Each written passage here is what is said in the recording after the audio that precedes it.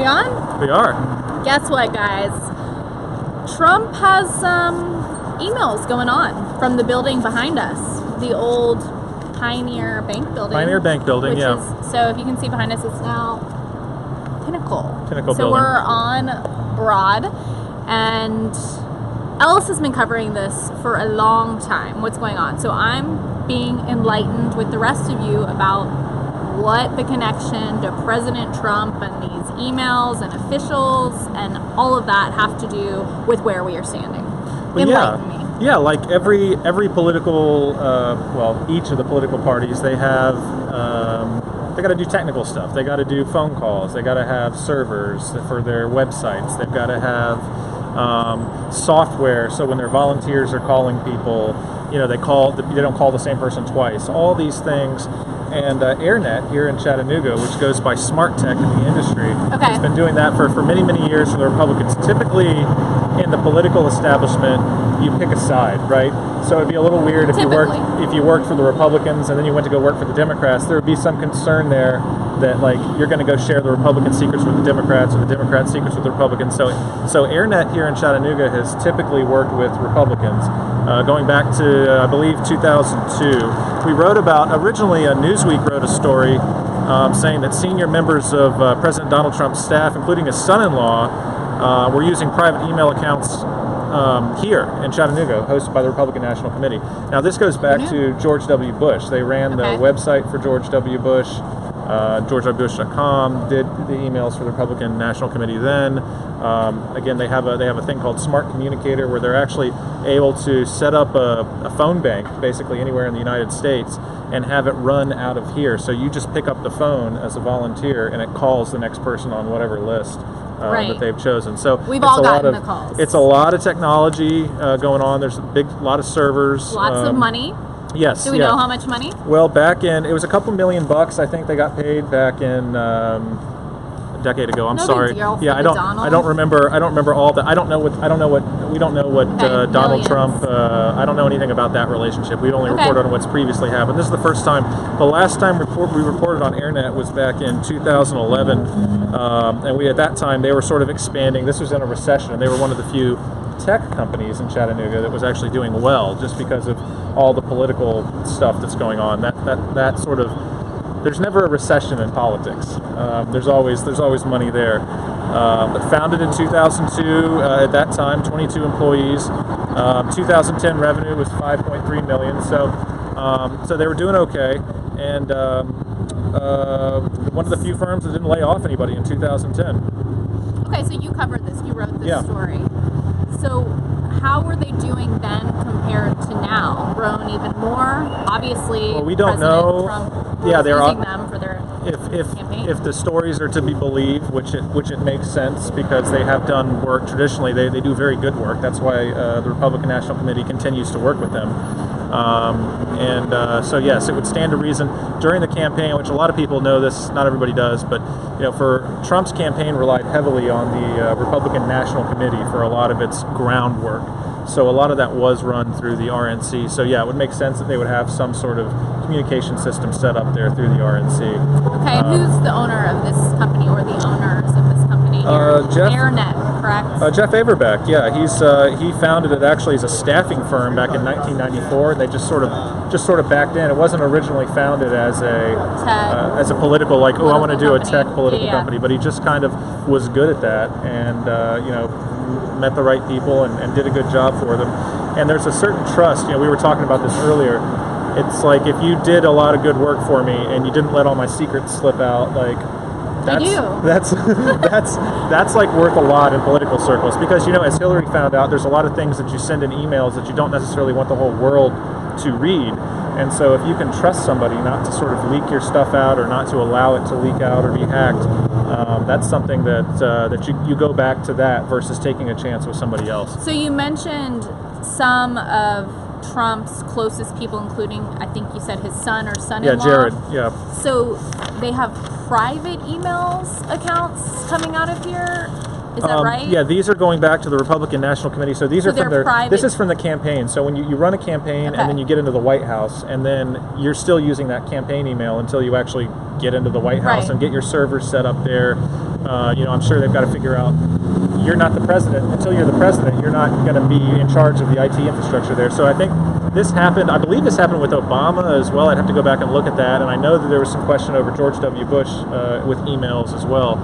But basically there's a transition there where you've got all your emails. Imagine you're moving from one email to another email, and you've got all your emails in your Gmail, and now somebody says, oh, you have to use Hotmail. Right. Well, yeah, okay. Like, what about all that stuff? People are still sending you things. You got to go back in there and get your messages forwarded over. Now, if they're still using there's also a question of, okay, I'm doing White House business through the White House thing, but I might have private business, like with my family or maybe a company that I work with, or a campaign business that you wouldn't have go through that. And that's always been kind of an argument going back several administrations. I wonder what the average number of emails for a professional person is. How many do you have? I mean, I have, just in my inbox right now, I've got more than 50,000. How many different email accounts? Oh, I probably got about 5. Yeah, so I wonder for the average professional person, how many it is. I think I have 3. I've got 2 Gmail accounts, a Hotmail account, my account at work. I only have one of your I used to have a Yahoo. I don't tell you about all my accounts. Obviously, yeah. But so it's now again, if they're using it for campaign business or transition business, that's probably fine. I think where the line gets blurred is, are you using it, and Sarah Palin got in trouble for this as well, are you using it for official business, right? I think there was a question of, was she using her Gmail account for official business? A lot of people, it's come up with a lot of people, Colin Powell, emails. Yeah. And obviously we had a big discussion about it with Hillary. So some people are pointing the finger and saying hypocrisy. I don't know if it's as clear cut as that just yet, just because we're literally, is this the first week or the second week of the administration? And they're still moving in, for goodness sake. Yeah, here we go. Buckle up, people. But this is something that I'm sure you'll see them transition over to their WhiteHouse.gov accounts very soon. And those, of course, are all open for public inspection, public records. Shouldn't that happen day one? You would hope so. You would think so. But like anything that you start, if you look at the federal government, it's one of the biggest. It would be one of the biggest companies in the world, right.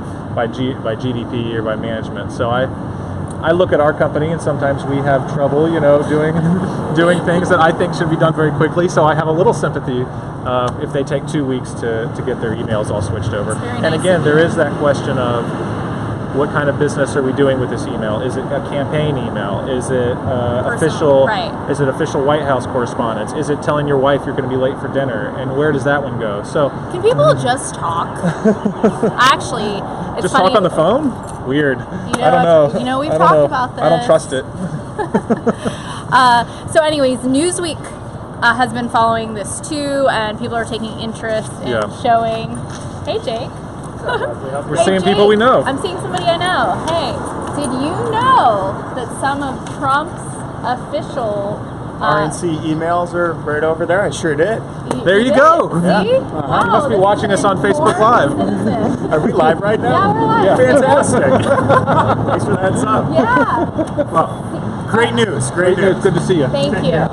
Farewell, citizen. Okay, so somebody cares, and obviously Newsweek does too. Yeah. So beyond your reporting expertise with this story, what does Newsweek have to say? Anything different than what you learned?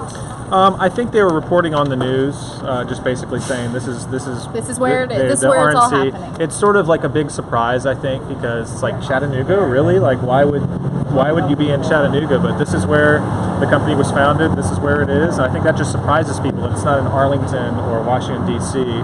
And it just seems like, oh, Chattanooga, are you hiding it away in the Tennessee mountains? It's a best kept secret. Every 4 years, there's usually some big shock. I remember with I think with George W. Bush, there was a lot of discussion because I think it was Ohio. Somebody tried to hack. Yes. Somebody tried to hack the Ohio. There was a denial of service attack, and so they moved some of the votes here because their servers were going down. And then there was some question of, were the votes? There was all these conspiracy theories because they're moved to Chattanooga, and that seemed really weird. So that's gotta love conspiracy theories. Now Bernie Sanders did a lot of his fundraising here as well. A lot of people don't know that as well. It was a big center for Bernie Sanders fundraising here in Chattanooga. So there's a lot of political stuff going on that maybe not everybody knows about. This is one of those times where it kind of bubbles up to the surface, and we get to learn a little bit more about what's happening behind these granite walls. Yep. So it's a lot of Right fun. here on Broad Street. The other thing, AirNet, a lot of people knew AirNet back in the day because they used to provide the free Wi-Fi for Miller Plaza, Okay. Chattanooga Airport. They were like, before EPB got into the gig and became like sort of the public face of internet and everything, AirNet offered a lot of that in different public spaces, and so they were really involved, I guess more visibly involved at that time in the community, just because you go to Miller Plaza and it would say AirNet and you'd log into that and that was your Wi-Fi, and a lot of people did that. So so they have a long history here, and they're You have your phone? Do you have any questions? Oh yeah, let's look it up. See if you guys have any questions. Yeah, and ask Leslie questions too. Well, I'm kind of with you guys today. Ellis has been following this story for a long time. We actually Ellis called upon my suggestion.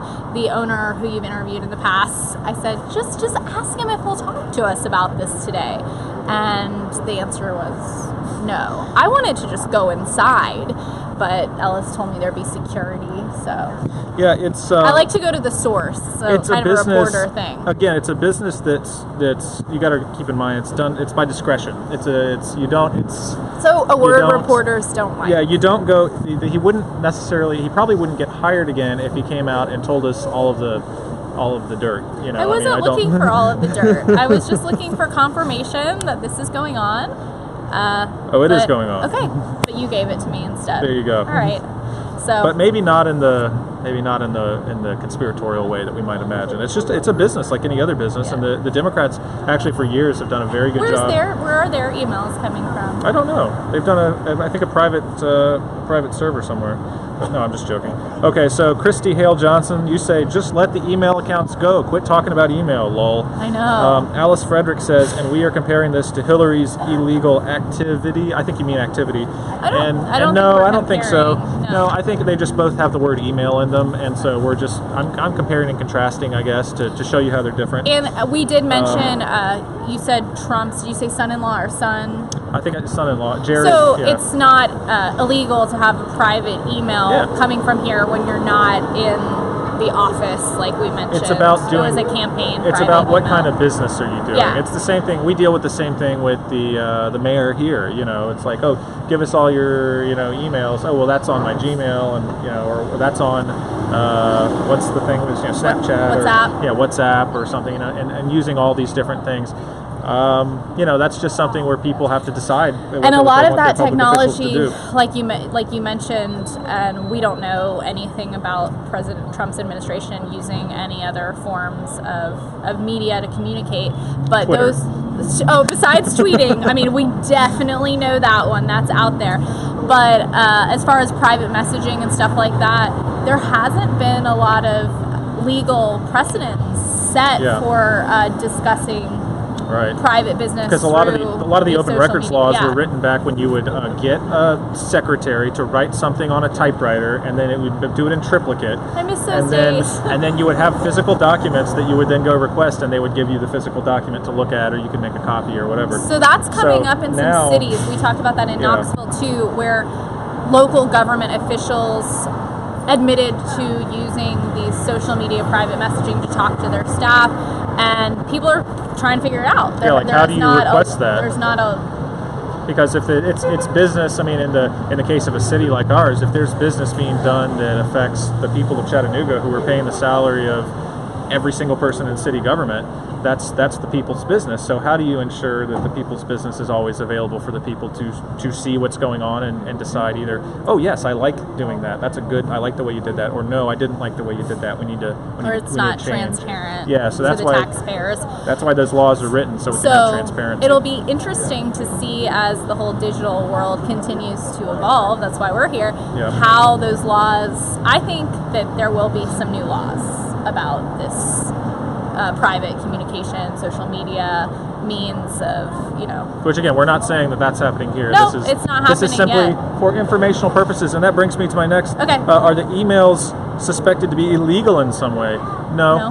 No, there's no suggestion of that. Again, this is We're just telling you where every campaign where the these RNC guys, emails. yeah, these came guys from for these Trump. guys are behind. They're helping the Republican National Committee with all sorts of things, from hosting websites, making sure those websites stay up, even if like 1 million people are going to it, or if there's some big thing. The story is it's simply just interesting that it's happening right behind us in Chattanooga, Tennessee. Yeah, it's kind of crazy.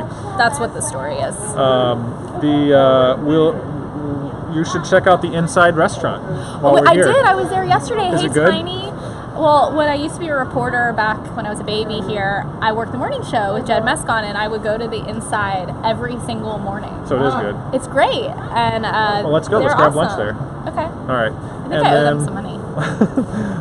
Lauren Hood. So, what is the point of this report?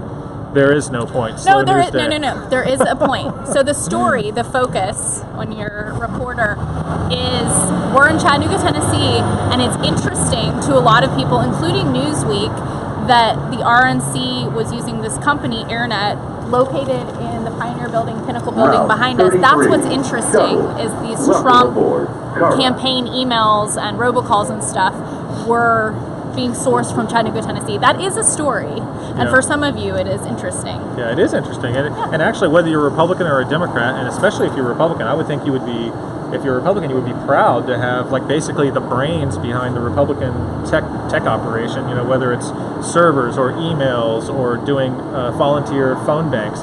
It's all run right here in Chattanooga, in the gig city. And that's something a lot of people don't know. Well, normally. it's similar to EPB. That Yeah. is very cool. As a reporter and as a citizen, that you're living in a size city that is definitely growing, but Yeah, and you the have this EPB tech component. is here. And this tech That's component, interesting. we're like literally best in. This has got to be one of the best in the world. I mean, you've got two parties in the richest and most successful country on the planet, and one of those political parties, they depend on, for their technology, the building right here. Yeah, that's cool. I think that's pretty cool. But We're nerds. yeah, whatever. Boring. Let's go. So Vapor Tonics is right across the street. Yeah, Vapor Tonics, and we've got Ria's Is that Food Mart. interesting? They've got a special on cigarettes today, it looks like. So I don't know. All right, let's go. Yeah, let's go smoke it up. And actually, there's a building there under construction. We could go talk about that. Would you prefer? Maybe you prefer that. I shouldn't. Right? I shouldn't rib our viewers. You have a good point. When we hit the streets, we find stories literally everywhere. Yeah, you just but look around. We're curious. We're interested in everything. Yeah. And apparently Newsweek was too. Yeah. So Well, a lot of we're people. not alone. Newsweek initially reported on it, and then a lot of people followed. But you had been reporting way before Newsweek on Yeah. just this company, again, AirNet, and you can go back, hopefully, and find the links. Yeah. Shaquem, Yeah, we do have the web links in the producer. story. To that old stuff, and it really is. very It's a fascinating interesting. company. They've really figured out a way, and I'm going to throw some jargon at you here, Uh-oh. to be vertically integrated, right? So they're kind of a one-stop shop for the RNC and for political groups. I mean, no matter it's kind of a neat business if you think about it, because politics, every 4 years you're going to do this thing again, right? And every 2 years you're going to have Thank representatives. you. So I mean, it's a good steady business if you can get it, and they've really been very smart in how they position themselves. And Let's talk about something else politically annoying. Okay. You just mentioned. Yes. You had to throw the jargon at me. So vertically now, integrated. right. It's kind of like a sexy digital term. But anyway, why are all the elections not at the same time? Yeah, speaking it's of always elections, been annoying. Did you to know? me. Did you know, world people who are watching, that we have a city election coming up? In Yes. What is it, March? Isn't that crazy? We well, just had an election, and they're like, "Oh no, we have to have our own election." So Right, and the city council forums and everything are going on, I think, like next weekend. Yeah. So it's just, I would love it if they were just all across at the same board. time, you could just go in there, knock your vote out, and Knock be it done. all out. No, that's wrong. You got to take another day off work. You got to plan. You got to figure out when it is. Are you registered to vote? I'm probably not. And then He's not. yeah, and then So- go figure it out. Well, that's so. Okay. So sorry, candidates. I won't be voting for or against you. Some reporters don't vote. That's not really his excuse, though. He just, Anyway. Let's see if there's I'll any be- other I'll questions be or voting. Yeah. complaints about our coverage. Always. Slow Thank news you, day. thank you, trolls. We get that all the time. Like whenever you, we do, trolls. it's funny. Whenever we have like a crime story, they're like, "Why don't you report on some positive news?" And then we're like, Bring it. And then we're like, Bring it. local beekeeper pioneers new method of like honey harvest, and they're like, must be a slow news day. So like you can't please all the people all the time. No, and it's really interesting. Our trolls, because I have some time on my hands, they have similar profiles. They all look the same? Yeah, their pages are very similar. Anyways, and our supporters are also very interesting people. So I want to give a shout out to you guys Love who are ya. loyal every day and private message us really good story ideas, both positive and negative. And we've kind of built a group of sources who are just Really great interesting, people, yeah. cool people in Chattanooga that give us. They're also curious. They want to know Yeah. what's going on, and they want us to find out more about what's and going they're on. in their positive, and they're city. not hating people working. So let's go through the rest of Yeah. these. Lauren Hood says, there is a pro-life march in D.C. right now. Let's head over. Let's go. We'll swing by. Yeah. And then Matt I would have Markham- gone to the inauguration. I heard the tickets were crazy expensive. Really? Yeah. Well, obviously to get there, I would have gone. We would have gone. Well, just getting a hotel room, I'm sure, is like a pain Oh, we in the wouldn't butt. be allowed to do that. We'd be in our car. Matt Markham says liberal bias. I don't know if you're referring probably to one of us, I assume. Lauren Hood says again pro-life march in D.C. We got you. Okay. Derek Mull says, important. Lauren, I believe you meant to say anti-choice march. Good. Now we're getting into it. We're getting a little battle here among the readers.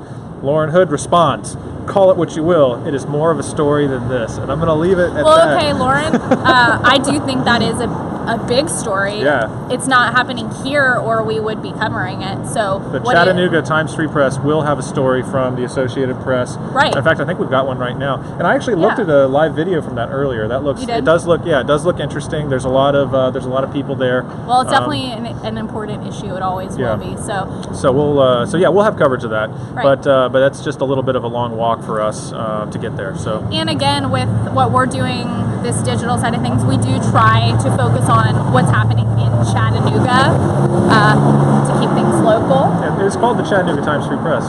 You're right. Okay, we're going to go to the inside or over to Vapor Tonics. One of the two.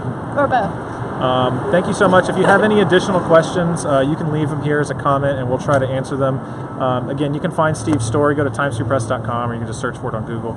And we've got a lot more on that. Again, this is it's a really interesting, cool business. Every It 4 is. years, everybody's shocked to find out it's here. So now you know. The more you know. TGIF. Yeah. All right. Okay.